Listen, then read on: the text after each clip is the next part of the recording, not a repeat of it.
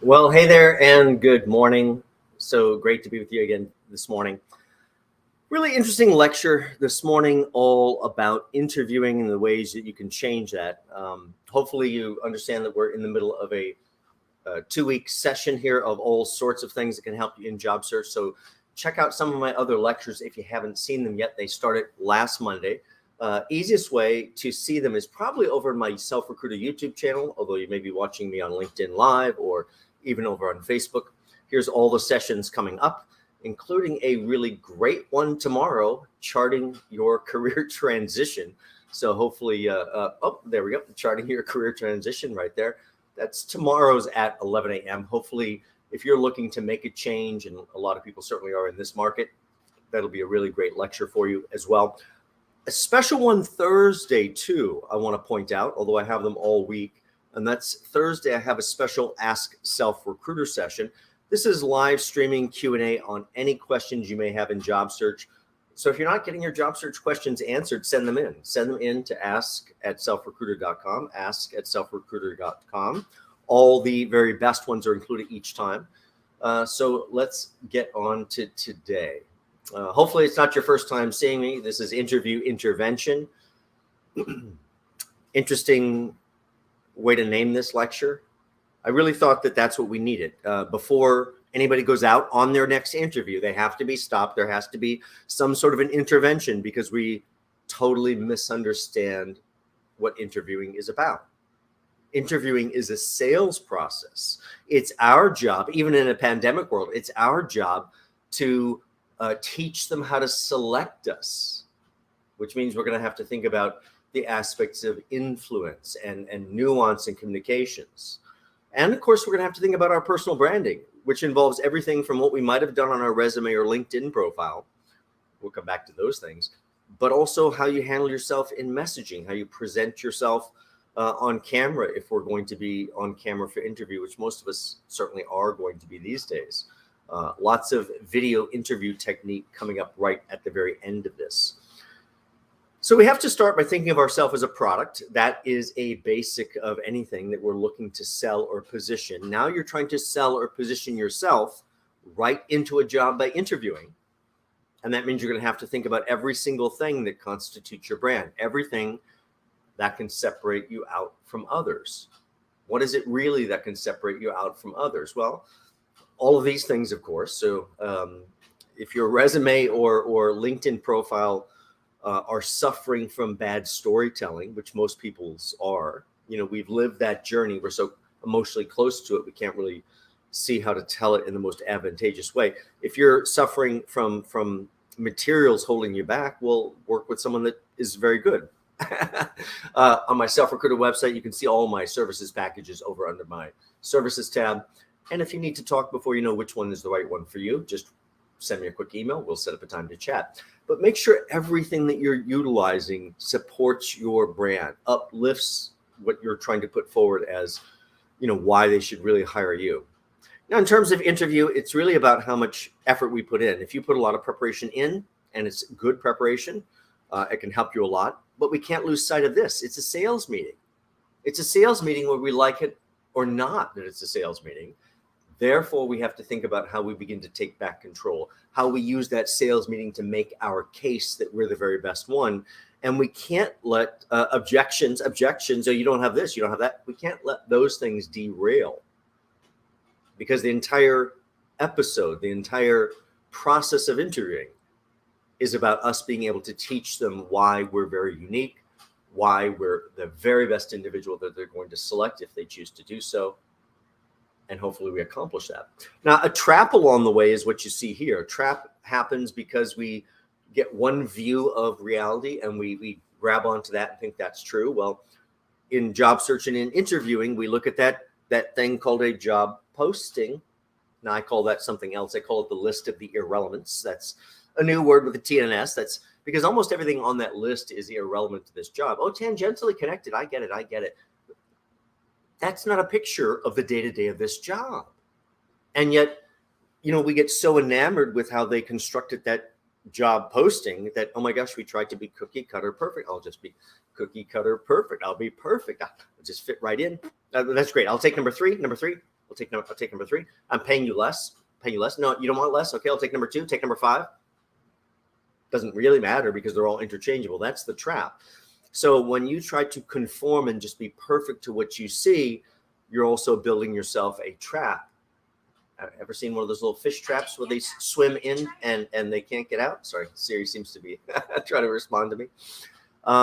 You have to somehow be the interchangeable, capable, perfect person, but you also have to have exceptional different qualities at the same time. And that requires effort in storytelling, both in your resume, LinkedIn, and what you're going to say right during the interview process. If you haven't seen me before, John Crant, author, career coach, and speaker.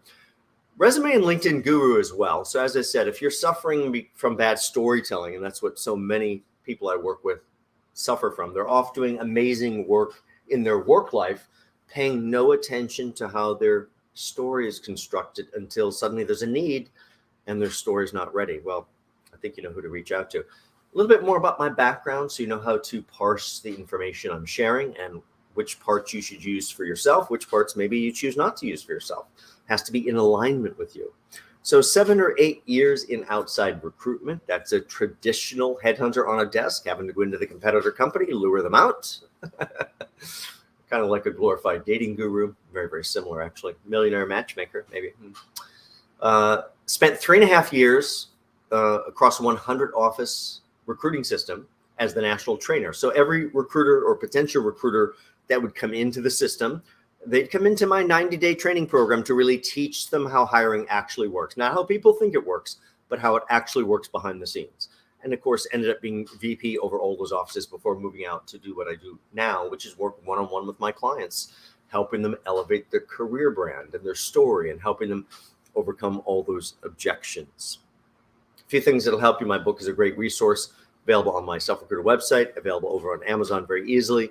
It's a nice roadmap of both obstacles and avoidance issues to think about, even right down to if you get the wrong offer, how do I renegotiate it? Everything really is in there from my time as a recruiter, all the secrets.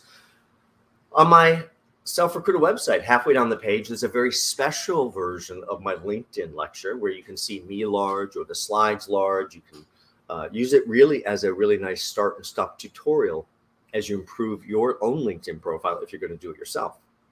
On my LinkedIn, you can click on my articles and get to a number of articles that will help you as well. So don't hesitate. There's a lot of help that's out there, but let's jump into today.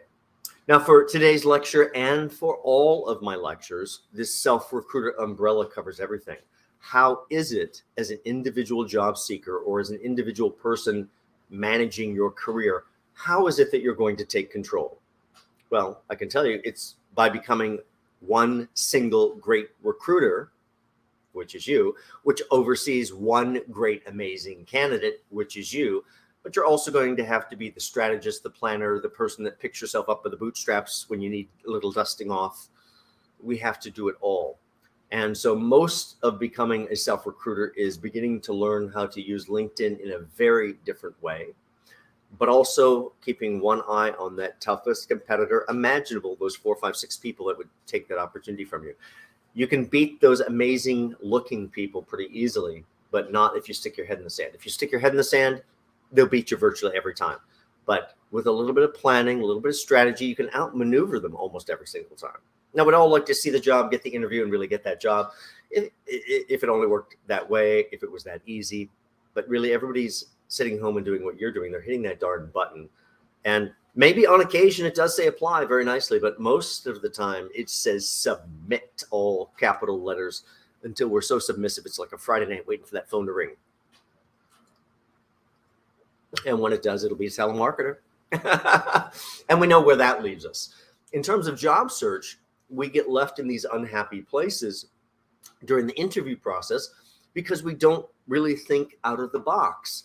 We go into interview just for what we see on that job posting, which could be somewhat correct. It could be just representing the side of the barn that they're looking for. Well, where is the target on the side of that barn? That's a very different conversation than just talking about the whole side of the barn.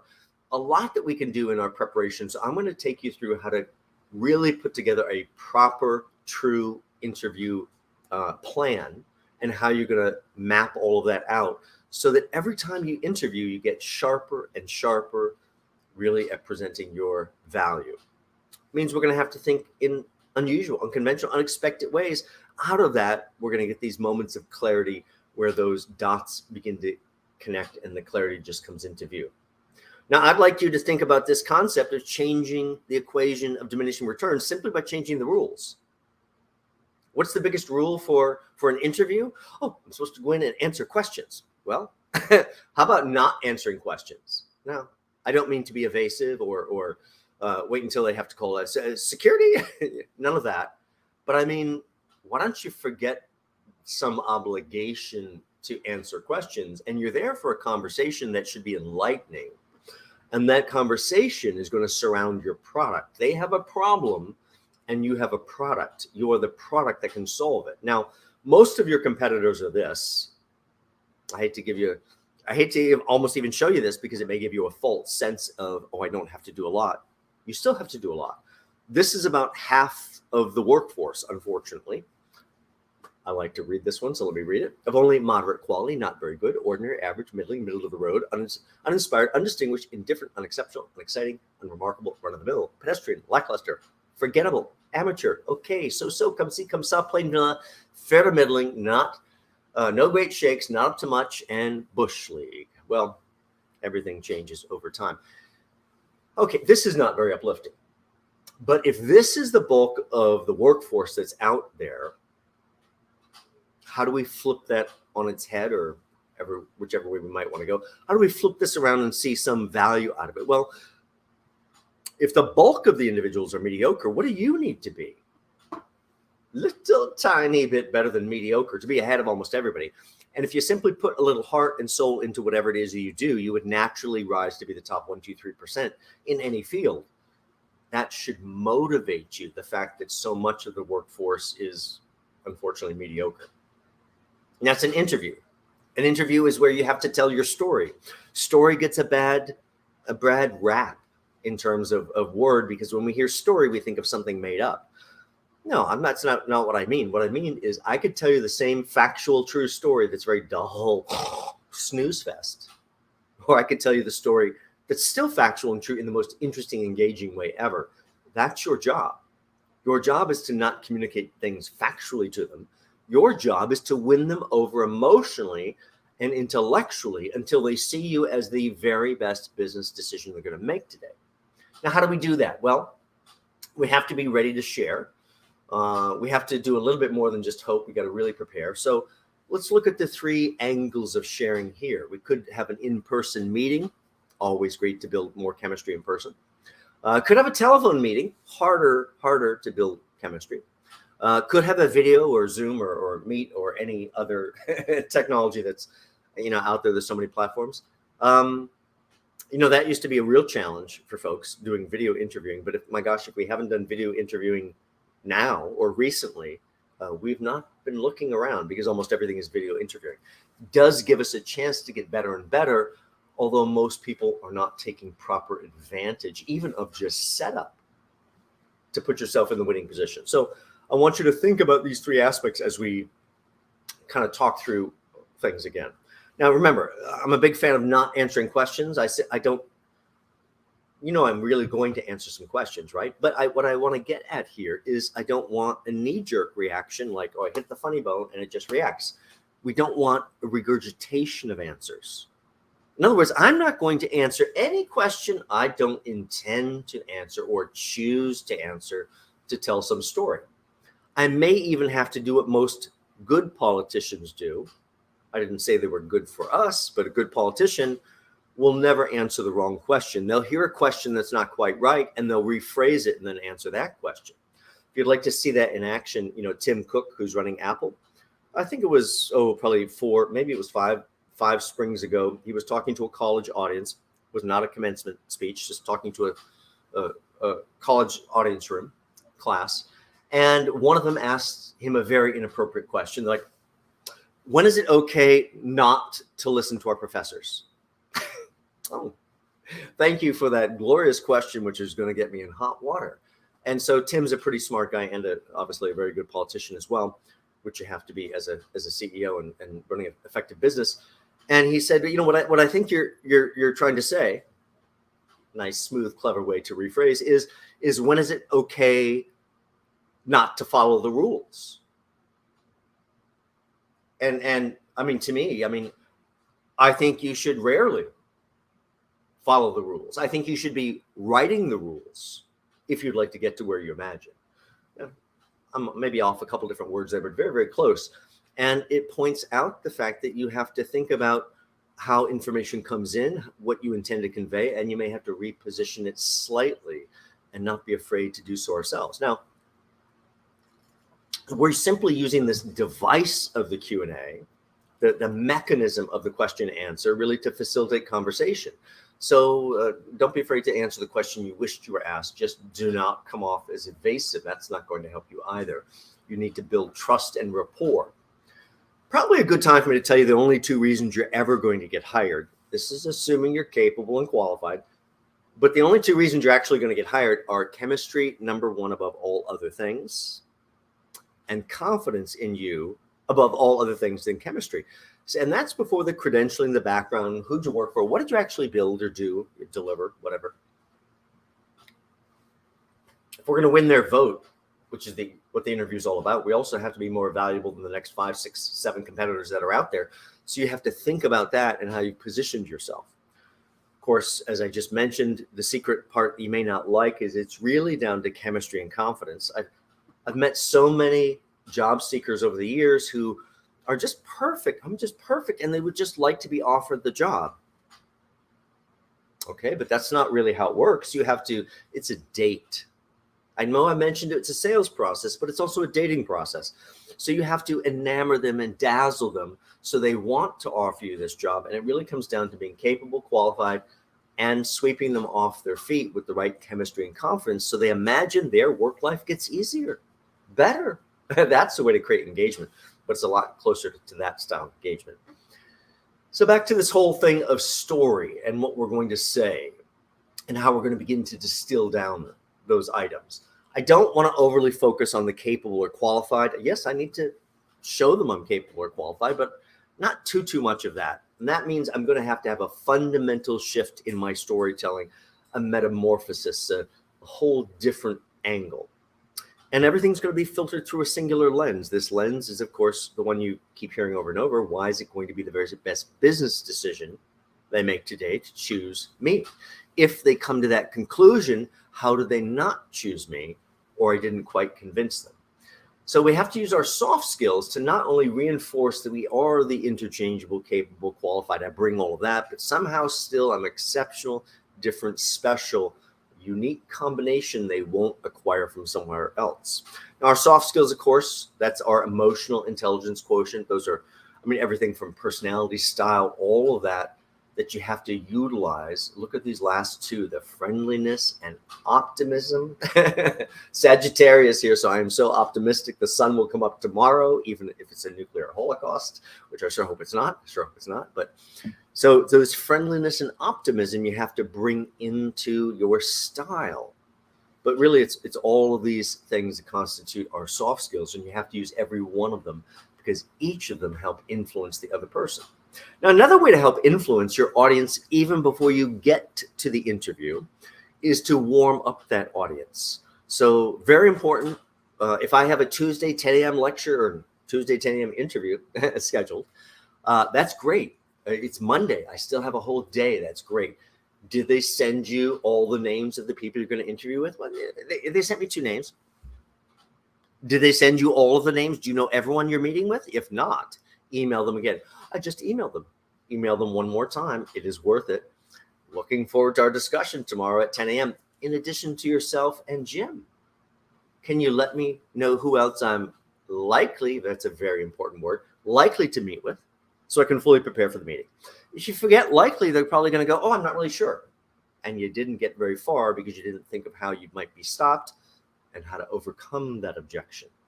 So yes, you'll get a few more names out of them. Now, you have to get each person's vote. How are you going to build chemistry and instill confidence with each person? So part of it is to look them up on LinkedIn, certainly know their background, why they may or may not like you, and think about those things, how to overcome the objections. We're going to open up their profiles, which triggers a marketing event of looking at them behind the firewall of the company. And at the same time, we're going to ask them to connect with a gentle reminder that we're about to meet.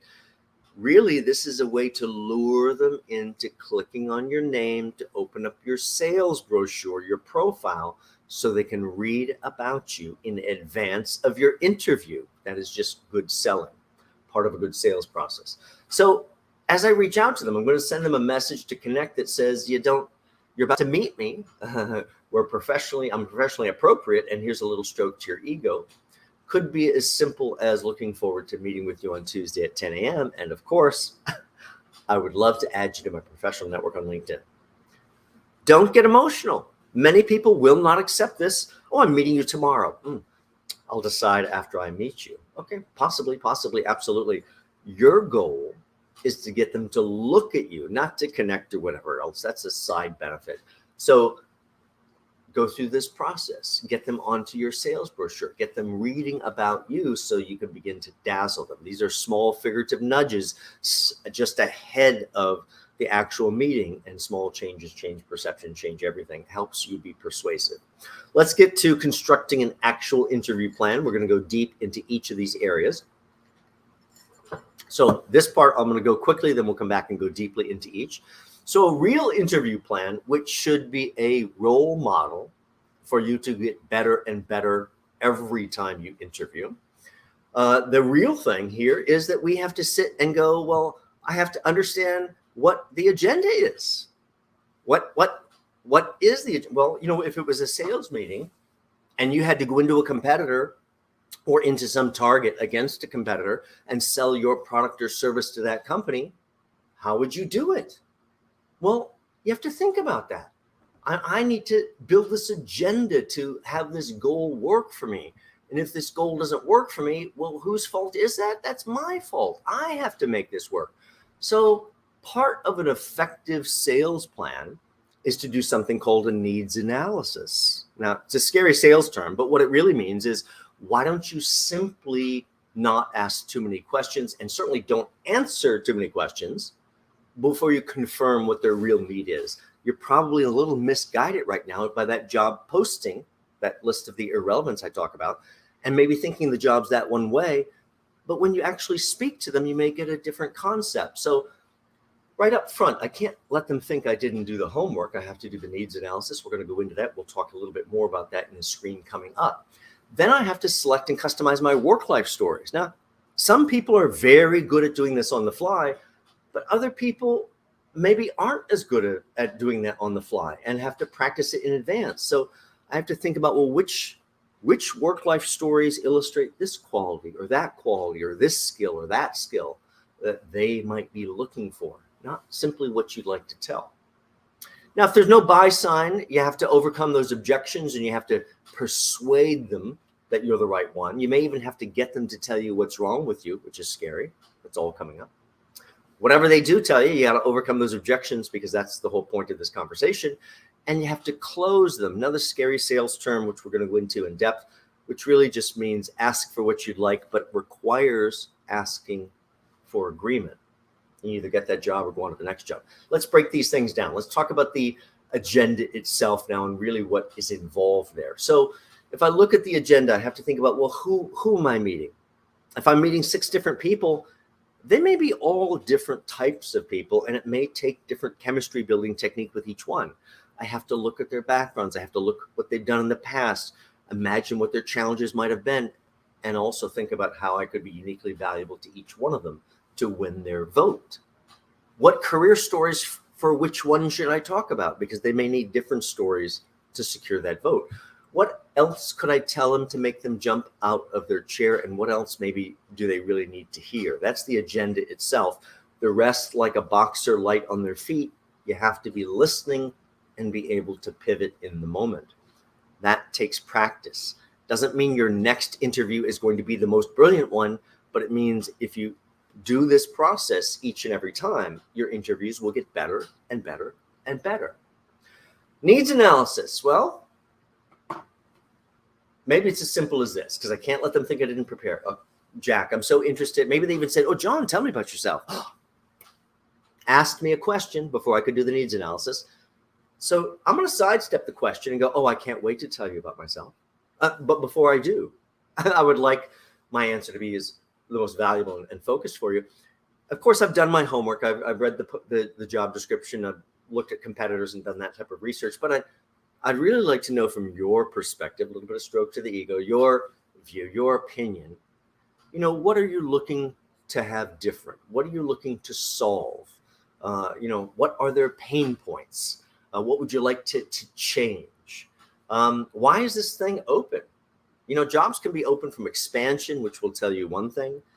Maybe if it doesn't tell you enough, let me connect the dots. You're going to have to wear a lot of hats because there's support for that new role isn't fully implemented yet. So you're going to have to wear a few hats as you're building it, as you're taking control.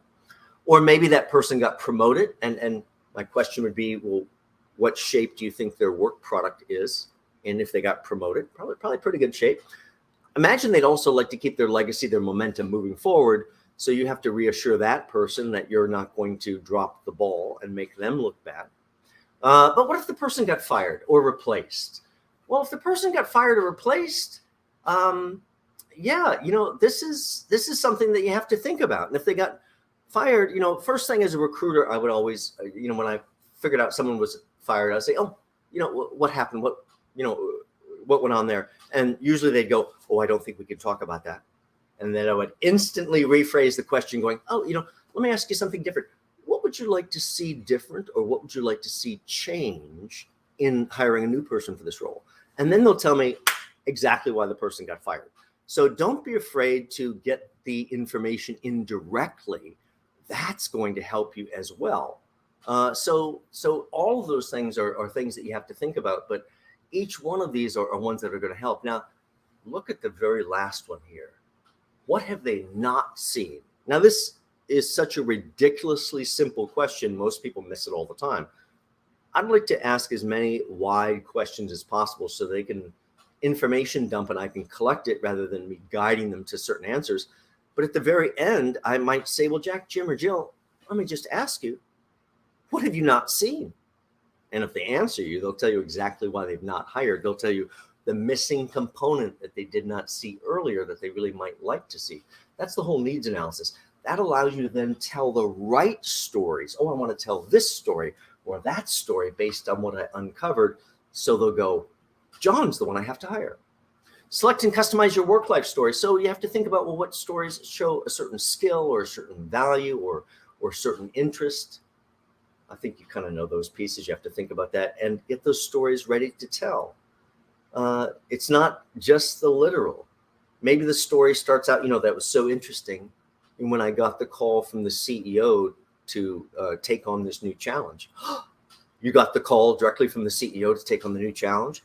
If that's true, don't say it if it's not true, but think about your storytelling and put them really in your shoes, looking out of your ears. Now, interviewing is about meeting with decision makers. Decision makers' job is to object to you. So, when I hear an objection, I get very excited because I understand they're objecting to me because they'd like to hear how I can overcome that objection with my mental abilities. So maybe you haven't worked since last year. You haven't worked in our industry. You haven't worked in this field. All those things they could accuse you of. Let me grab a little tissue here. Sorry about that. So usually when I get one of those things, sorry about that, I use an agree but disagree technique. Well, you haven't worked in our industry? I haven't. Just like it's a gift from where.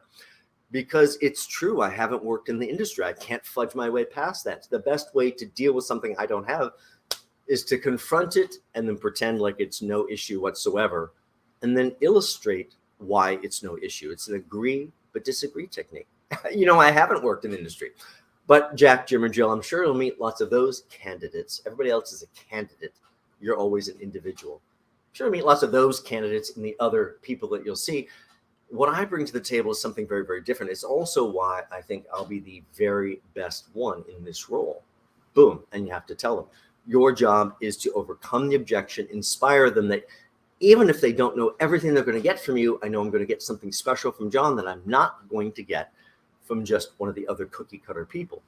Don't be afraid of what you don't know. Commercial, nonprofit, you want to change courses. The biggest objection is you've not worked in nonprofit before. I haven't. But of course, Jack, Jim, or Jill, I'm sure you'll meet lots of folks in the other candidates who certainly have. Part of the problem is that those folks mostly have worked in that arena and they don't necessarily bring the business acumen that can be so valuable to a nonprofit. What I bring is not only that background of the business acumen, but also a real passion for your mission. You got to tie it back to the mission. Your job is to solve the equation, overcome those objections, get them to give you whatever that next step is. Now, you're either going to get or not get a positive outcome to this interview. Positive outcome, by the way, there's only two of them. Positive outcome is, gosh, we'd like to bring you back next week to meet so-and-so, or we'd like to bring you back as the next round to meet so-and-so, even if they didn't mention a date or next week. Indication you're going to get the next interview, that's a win. The only other win is a move toward offer. Gosh, I'd love to get your references. We'd like to consider moving toward an offer. Great. Those are the only two things that are a win. Everything else, no matter how winning it sounds, is not a win. So if I said, Jack, Jim, or Jill, what an amazing discussion. You have such an incredible background. And I could see really why you could be quite good in this role. Oh, all sounds good so far. And then they say, but, we have a few more people to see. It's probably, with summer vacations, everything else, and COVID, it's probably going to be toward the end of August before we have our decision. You've met me, and now you have to wait till the end of August? Well, I didn't do my job. I am the one that you need to hire. So if there's no buy sign, you didn't win. Doesn't mean you lost yet. But as I tried to illustrate through the concept of going in person to interview, why would you stand up and leave the room? Now, I don't mean to stay there so long until they call security. That's not going to help us either. But what I mean is simply take another chance at convincing them. You didn't quite do it. So what are you really risking if you didn't win the first time, if you leave them thinking that, oh, maybe not the right one? Well, I could simply try one more time to convince them. And maybe I might sit and help them visualize their whole decision process as a two-dimensional race, a timeline. And then they're going to think about where I am on that timeline, which is going to cause them to think about what's wrong with me. Oh, I know that's scary. But if they're not sold right now, wouldn't you like to have a discussion right now as to what's wrong with you so you can overcome it, so you can reframe their thought process about you? So we're going to use closing questions to do this. And it's really pretty simple. We're going to go, Jack, what have you not heard? Or what have we not discussed? Like to go a little positive, negative energy. You never know how someone's brain is wired. That will help you in your decision process for this role. Okay, I like that. That's a pretty good one, by the way. If you've seen me before, that's not quite enough for me. I'd like it a little bit more. And if I'm going a little bit more, it might be as simple as, well, Jack, what have you not heard, or what maybe have we not discussed that would help you in your selection of me as the very best individual for this role? Because that is the challenge. They have to see me as the very best individual. Now, I've had a lot of people I've trained that go, oh, I don't think I could say that. I don't think I could say that. It's like, why not? If you don't say that, someone else will say it, and very likely they're going to get hired. But yes, if by the way, I saw a question coming in. If you would like to chat, by all means, do email me, and we can set up a time to chat. It's just john@selfrecruiter.com. Very, very easy. So here I've got to get them to tell me what's essentially wrong with me. And maybe Jack's going to go, well, you have a great background. I think you could be really good in this role. Then why aren't you hiring me? But I think you may be a little weak in area A. Pause. Weak in area A. Did we think that area A was important? Yes. Okay. We thought area A was important, but you didn't talk about it? No, I didn't talk about it because I was worried. And you were worried because I've only worked on 2 projects. I was afraid to talk about it. So now you've backed yourself into a corner, leaving them thinking you don't have this type of experience when you really do. Well, you're going to have to think about how you're going to change things around a little bit here, and basically use this whole concept of having an interview plan and understanding you have to overcome objections. And you're really going to have to say, well, gosh, area A, that's really interesting. I've worked on projects such as this and such as that. Now, the way I said it certainly sounds like there's more projects than just those two, but honestly, that's the only two. Still, everything I said is letter true. I've worked on projects such as this or that. Which would you like to discuss? And whichever one they'd like to talk about, they're going to talk about. And you have to be ready with some detail. Not likely to ask you much more beyond that, but they certainly might. So you have to have as much discussion at the ready as possible. And you have to avoid throwing yourself under the bus. So let's think about really developing a full interview plan that really begins to change the equation and really make things work to your benefit. Let's look at another way to prep for interview. This is the interview intervention interview checklist. So this is really another way to think about all that we just talked about. I want you to complete your research on the job, the company culture as much as possible. On the job itself, maybe that's not being distracted too much by the job posting. Maybe if you think you're right for this job, put that aside for the moment. Write out the best darn job plan for this job based on you being right for the job. Then maybe add a little morsel or two off the job posting, maybe even a little something from the competitors. You can probably write a better job description yourself than is posted.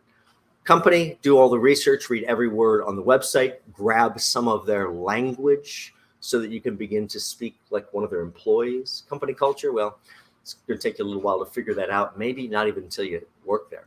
Needs analysis, we talked about that. Try not to answer questions before you reconfirm what the need, the pain points, the thing they need to solve really is. That is a game changer, so you can make sure every answer is focused and helps persuade them. Watch your body language. Behave. Our body language speaks a lot about our confidence, and we have to control that. In reality, I often share that in reality, I'm shy and introverted, and people usually spit out their drinks. Usually my friends spit out their drinks when I say that because they haven't seen it. Just because I'm very good at hiding it does not mean it's not true. So we have to be very cognizant of our body language, how we control ourselves, how we look, how we present every single bit. Even the sweaty hands, we have to watch that stuff. We have to dress like we are a success. If I showed up here how I prefer to dress, which is casual controls, compression gear, 5-finger shoes, I might be out exercising. Well, if I showed up here like that, I don't think you'd be taking my advice. You have to look and match the product. You have to dress like $1 million, like the success you think you are. So I don't care if even in your normal work life, you can wear jeans, t-shirt, whatever. This is the one time to gussy it up and look like $1 million. Even if they told you didn't have to dress up and they go, oh, didn't so-and-so tell you didn't have to dress for the interview? Oh, they did, but I have a meeting just after this. Who's that meeting with? Probably one of your competitors. Yes, always create some urgency and always show up looking like $1 million so they know how you'll look in front of their very best client or how you'll look when the board is visiting or all those things. Now, I'm going to give you a lot to think about today. You'll forget to listen. Your job is also to listen to almost to a feverish level and capture that so you can think about whether you need to react to it. So are you listening? That's incredibly important. Whole time also, even though you're there to evaluate, is this right for me? I should not take a job moving to the wrong organization. So I'm here to look under the hood, see if this is right for me. Absolutely. But don't let them see that part. The entire piece is about selling, selling, selling. I'm in love with your mission. I love what you do. Here's how I can help you. Always about them, even though it's slyly about you. Would you like more money? Let's take you through the money discussion right now. Here's the secret. Everyone would like more money. There's nothing wrong with liking more money. If they think you want more money, they don't want to give you money. If they think you need more money, they look for a way to give you money. Now, I grew up Catholic, so I know all about guilt and confession and all that stuff. So here's where we're really going to use a little bit of that. So I know you're not going to like the secret answer, so here it is. The secret is don't talk about money, getting the very best offer. There you go. There's the secret. Now, my clients usually go, what about? Don't talk about money. But wait. Is there something unclear here? Don't talk about money. Talk about everything else in the world besides money. Because the first time they talk about money, and HR tends to want to talk about that right up front, where you feel disadvantaged. How little can I pay you? Because that's what it really means. If you let them associate a figure with you early, it's very difficult to change that figure. If you can sidestep them associating any figure with you until after you've had discussions, till after you've sown your value, then suddenly it's a very, very different outcome. So your goal is to delay any money discussion and put it off like you're avoiding the plague. That may work, may not work. So let's give you a couple of different scenarios where it does not work. You may have been trying to avoid the question of money, which means you have to have little feelers out. And I even sense that we're going to take a side turn to money. I have to introduce a compelling question that hijacks your brain and tricks you over here so you forget to come back about money. But eventually someone's going to go, oh, but what do you need financially? What are your compensation needs? It's the same question as how little can I pay you? Do you want to answer that question? I would certainly hope not. So we have to deflect. And what I'm going to use is basically an epiphany moment that's just happening right now, occurring to me, because I just never thought about money. But I am focused on the job, on the fulfillment, on that piece. So when they go, oh, John, what are you looking for financially? It's like, I'm very open. Today is really about finding the right home for my career. Magical phrase. You should write that down. And that's why I'm so excited about this particular opportunity, and go into a little bit of detail there. And that gentle deflection, that's almost like a horse just wagging its tail to get rid of the flies. And a third of the people will not be brave enough to ask you the money question again. Shocking. 2/3 are coming right back after you, and probably first going to take a more helpful approach, probably like rolling up their sleeves, grabbing the pencil, almost coming around to your side of the desk to help you with those pesky figures. I just need an idea, just need a ballpark, just need some sort of, you head it in the right direction. Liar, pants on fire. They're trying to trick you into telling them how little to pay you. There is no time I will tell them how little to pay me. So they're never going to get that answer out of John. Now, this second time around, how do I deflect it? I'm simply going to say, I'm going to suggest something that seems rational. But once I suggest it, that puts two different thoughts in people's minds, and they could be two different extremes. So I have to suggest it, but I also have to define what it means, so we have a level understanding. And so second time around, I might go, gosh, Jack, Jim, Jill, I'm not sure what to tell you. I mean, it really is about the right home for my career. I'd say make me a fair offer, based, of course, on the responsibilities for that role. And of course, those unique things that I bring to the table. Just make me a fair offer. Let's dissect that now. That was an initial statement of making me a fair offer, which is very different in people's minds. Therefore, I leave a long, pregnant pause. And then even if they started to speak, I'd have to step on them to forcefully define it, based, of course, upon the responsibilities for that role. But that's just the bare minimum. Would you like just the bare minimum? I bet you would like more. So another pregnant pause. And if they were to start to speak, I would be required to step on them again. And of course, those unique things that I bring to the table. That's the icing on the cake. That's the sprinkle on top, maybe even the cherry there. And then I cap it off with just make me a fair offer. I'm sure it'll be fine. And I am sure it'll be fine, because it's going to be fine. They're going to make you a fair offer if they did. But the reality is they're never going to make you a fair offer, or statistically, they're never going to make you a fair offer. In almost every case, I've seen them lowball. So if they made you the fair offer, I know it would be fine, but they're not going to make you a fair offer, and they're going to negotiate. Now, this second deflection is going to cut off another third of the people. That leaves 1/3 very determined and probably taking a more putting my foot down in the sand. Well, I can't move you forward. I'm the best thing since sliced bread, and you can't move me forward for a discussion because of why? Because you'd like me to go to the competitor? Nonsense. This is where, if you're actually right for the roles that you're going after, if you actually bring value, you have to understand you're irresistible. This minimal threat of can't move you forward is nonsense if you were the right one. So in that case, I'm I'm certainly never going to tell them how little to pay me. If they put their foot down in the sand, I'm simply going to say, well, Jack, Jim, Jill, I'm not sure what to tell you. As I said, you could certainly make me a fair offer. I'm sure that'll be fine. But if you need some number moving forward, I don't know what to tell you. I wish you very good luck on your search. And if you don't find what you need, because I am very excited about what I can do for this role that's very unique. If you don't find what you need, don't hesitate to come back. Wish you a nice day. And I will stand up, walk out of the room, turn off the Zoom, whatever it is.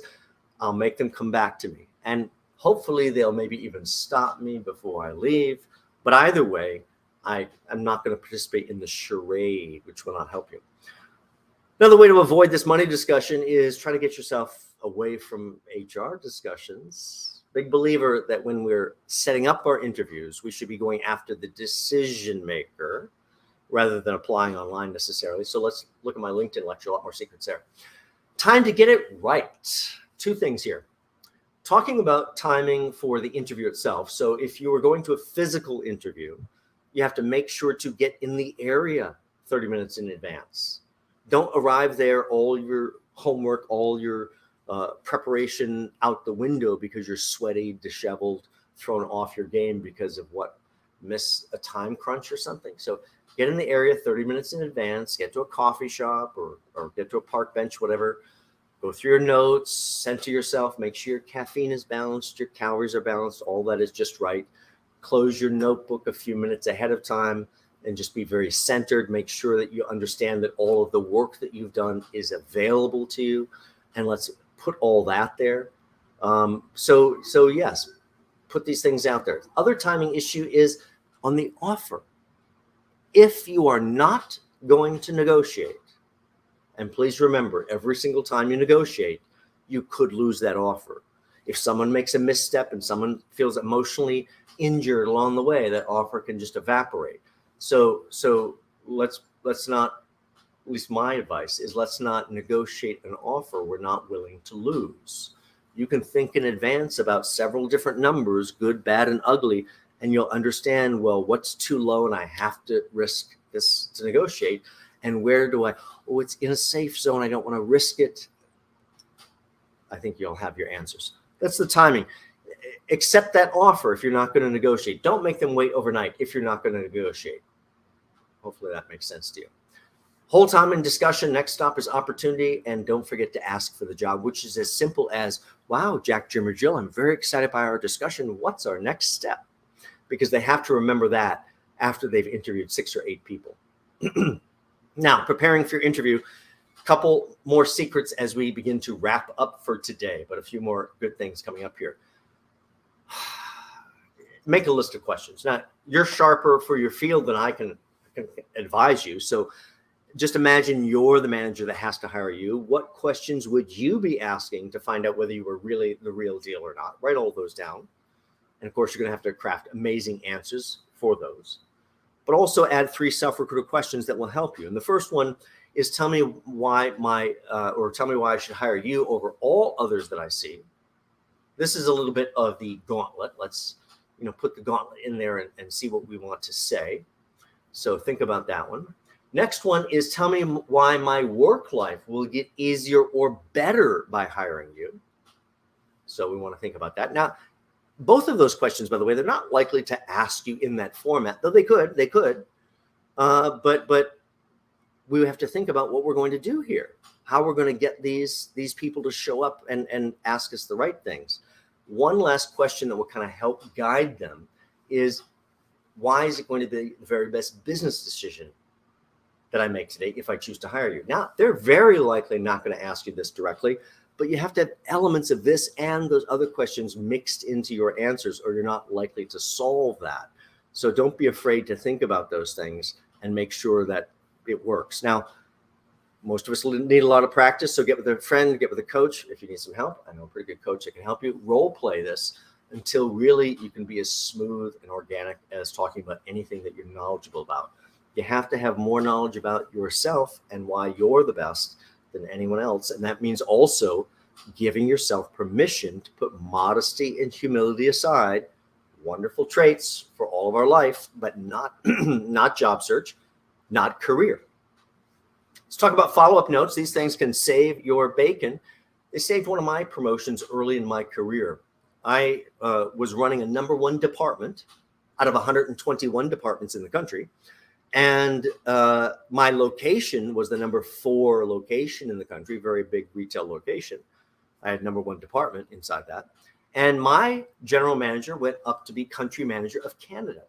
And so I also, besides having the #1 location, my P&L for my department was incredible. And so I thought, being able to see my direct competitors running the smaller stores, I'm like, well, who would they hire? This is all before my recruiting career. And I suffered from ego and arrogance, thinking, well, I can see my competitors. They can't pick those people.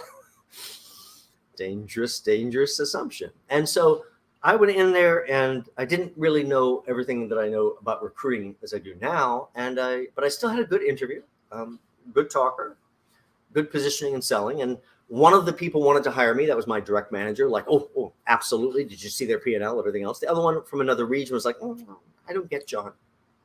Do you get my P&L? It's pretty incredible. And then they got into some heated argument. Well, of course, I'm already back at my location. I call my spy right at headquarters. Really good to have a spy. And I said, oh, yeah, I think it went pretty well. No. They're in there arguing about you right now. Something about your vision for the store. I'm like, how could I have the entire discussion and somehow I forgot to communicate my vision for the store? Quickly jotted out an email. Thank you. By the way, what we don't thank people for is their time. You must be equal to every other person that you speak with. So do not thank them for their time. Thank them for something more meaningful. Thank you for the insights that you shared, for the great discussion as an equal, that piece. So I thanked him for that piece of it. And then I segued over and said, oh my gosh, we didn't have a lot of opportunity to talk about my vision for the store. If you'd like to discuss that, reach out at any time. Here's my cell. And click send. And I'm in a panic, bullet pointing out my vision. They're going to call me any moment. Never called me, got the job. Oh, he has a vision. Well, I can't really do anything anyway. That's fine. So your follow-up can save you. Here's how you do it. Self-diagnosis is key. That means you come out of the interview, you have to do an information dump, a debrief. This is that cross-examination, that interrogation, but you're going to do it to yourself. How was it different than I expected? How was the person different than I expected? How was the company different than I expected? What do I think went well? What didn't go well? Where did I stick my foot in my mouth? I have to think about all of those things. Oh, where did I give a terrible answer I wish I could redo? I could redo an answer right now. After, maybe that's your challenge. You give a terrible answer. That's the only misstep. After you thank them for the great discussion, the insights they shared, everything else, Jack, Jim, Jill, I just can't stop thinking about your so-and-so question. What I wished I'd said. And then I give the most brilliant answer ever, never going back to the negative answer, never going back to anything I don't want to reinforce. And suddenly you course correct to the correct answer right in the thank you note.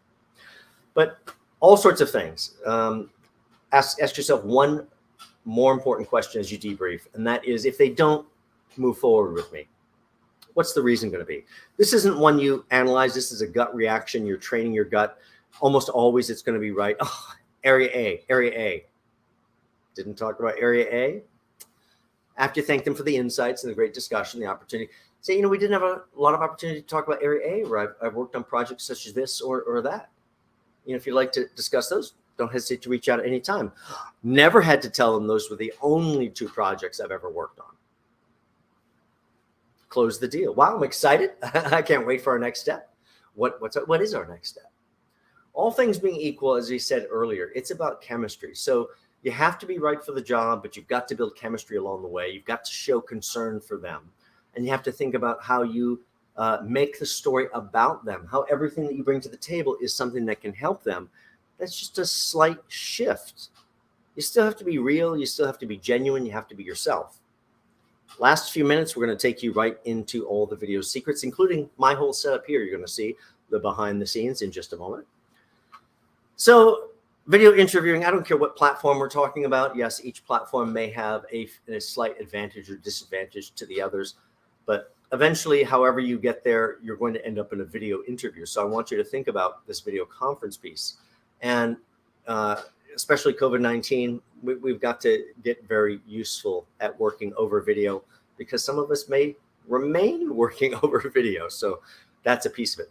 Now, here's a few Zoom shots I grabbed right off the internet. I just want to point some things out. Interviewing is about chemistry and confidence. Do we see it here? Do we see it? No. In fact, this person's not interviewing for a job related to baseball. I don't even understand if they understand they're on an interview. That's not going to work well. It's not about you being comfortable. Chemistry and confidence win the day. Do we see it here? Do we see it here? Well, don't really see chemistry and don't really see confidence. I'm not sure I see much of anything besides that white sky behind the person crouched down like I'm insignificant. So we have to pay a lot of attention to that. We need to see you. We need to not see the sky. That distraction has to go away. Chemistry and confidence win the race. Do we see it? Do we see it? I don't see the chemistry. I certainly don't see the confidence. I bet you they feel they're confident, but this is not a confident look. I don't need to see your support beams on the ceiling. Certainly don't need to see up your nose, and that doesn't convey confidence to me. It conveys detachment and not ready for technology. Chemistry and confidence win the race. Do we see it? Well, I don't really feel the chemistry. I'll give them the confidence vote. I'll give her the confidence vote until I take it away, because I suspect that you're not confident because of that darn boom mic. This is not a gaming platform. We don't need a boom mic. That boom mic is a crutch to help you feel confident, as is that terrible selection of image behind this person, which may seem great, but it keeps pulling my focus away from the individual. That's not a great thing. Chemistry and confidence win the race. Do we see it? Do we see it? Do we feel it? You know what? I feel the chemistry, and I'll give the confidence here. So that part is a win, but you cannot allow yourself to be upstaged. The nice square box format does give a nice framing to the face, everything else, but then there's this darn picture right behind the head, and each time the person moves, I keep looking to figure out what that is, not paying attention. Don't become upstaged. Chemistry and confidence win the race. Do we see it? Do we see it? You know what? I feel the chemistry and I feel the confidence. I'm going to give it to them again. But again, it's attention to detail, not being upstaged. This curved wall creates a series of reflections that are a problem. And in reality, I keep trying to look in to go, what are those pictures? I need to zoom in just a little bit more. Chemistry and confidence win the race. Do we see it here? I feel the chemistry. I'll feel the confidence. I'm going to give it to them both. But, we really don't need to see Princess Leia giant headphones. Same kind of problem here. It communicates a problem in confidence. You may like listening that way, as I certainly do as well, but that is not the right look. Has to go out the window. Visual behind, that's it. That's a nice visual, keeps you as focus. Chemistry and confidence win the race. Do we see it? Do we see it? Actually, I see them both here. Also see something else I want to point out, and that is, even though this is a stock photo, they chose the right type of stock photo, which added something interesting without distraction, also added depth, and keeps the focus on the individual. Chemistry and confidence win the race. Do we see it here? Do we see it here? Actually, yes. I see the chemistry. I see the confidence. I see a few problems too. I wish it weren't slightly up-angled. I know. If we keep our head down, you may not see up the nose, but eventually you're probably going to go that way. So it's a little bit downward angled, but I do like the framing of the three whatever architectural features on the left, a little bit of picture on the right. All that helps focus without too much distraction. Overall, all things being equal, which they never are, this is actually the winner. So you can see you can play around with your setup quite a bit. Now let's take you into how to really set up a winning setup for your video interviews, no matter how that comes to be. Now here, as we moved into working remotely, this is my other half's work desk. We took a nice table that we have, put it right up against the windows. My other half does not mind looking right into the bright light. Their eyes are very different than mine. And so their table is set up there. They have a lot of light, and that's their basic setup. You need great light, by the way, to look great. You may need even more support light. So a couple different things. You very likely need to elevate your computer to the correct level so that the camera lens is equal with your eyes. That's a big difference and not typically what happens on our desktop. So you may need to elevate that. You also may need to add a light ring or something like that, which usually has some color control adjustments on it to get to the right hue for your skin tone so we don't look too washed out. Today, by the way, absolutely a little tiny bit of makeup today to try to fix a little bit of the bleaching out that happens under bright lights. If you'd like to sound great, you very likely need a great microphone. Now, this is the microphone I'm speaking on today. It's a nice condenser microphone. Yes, most laptops today, if they're a year or two old, have a pretty decent mic in them, but not the same as having your own condenser mic. If you'd like to sound even better, have one of those. If you'd like to sound better than just the condenser mic, then learn to do things standing up, including your interviews. That will allow you to release the diaphragm muscle across the middle of your body, which controls all resonance and tone. It'll allow you to open up your throat just a little bit, drop your register, and make a better chemistry connection simply through better sound. Absolutely, I'm standing in front of my ironing board. This is part of my home studio, although I have relocated it to another part of the apartment since I did these pictures. This is when I had it set up in the bedroom. So I have a secondary studio set up in the bedroom. I had my ironing board pushed right up against the side of the bed. I have this exact box configuration I am staring at right now. My laptop directly up on top of that. You can see the mic up on top of that. And you begin to see that I'm surrounded by light boxes. If we look to the other direction, you'll see I put a giant green screen on the wall. Green screen on the wall helps get a nice cutout, so you can then swap it with maybe a background that sets the stage properly, introduce the proper lighting. So you see how I am really showcased all around with the right light. And that means you might need left and right and in front. And yes, you may not have big light boxes like this, but you know what? Most of us have a few lamps around our house that we can reconfigure to add a little bit of that necessary light.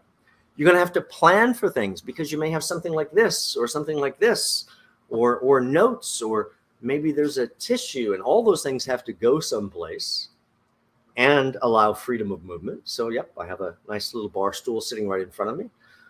In reality, I am standing in about 1 square foot of actual space, and my feet do not move. So I stay right where I'm supposed to, even though I have lots of freedom of movement. And everything stays in focus. All of that is learning how to control yourself. Next piece of learning how to control yourself is disassociating yourself from the screen. I don't need to look at the screen. Where I need to look is the camera. That takes practice for an interviewer. You have to not allow yourself to naturally get pulled down to the screen and look at the camera, fall in love with the camera. The camera is the other person's eyes. Big, big difference. Bring us to the end of today's interview intervention. I hope that this intervention will help you before your next interview. We need to make a few changes. Every single time you interview, you will get better and better. So every time is a chance to sharpen. What went well? What was better than last time? Where did I still make a mistake? Where was there a new mistake and opportunity that next time I can correct? Join me tomorrow at 11 a.m. for charting your career transition. If you're looking to transition to some new field, or maybe you want to move from commercial to nonprofit, or I've had folks move from nonprofit to commercial because we all get tired of our little playing space after a while. That's tomorrow at 11 a.m. Thursday, I have a very special Ask Self-Recruiter live streaming Q&A. That is any questions on job search handled live.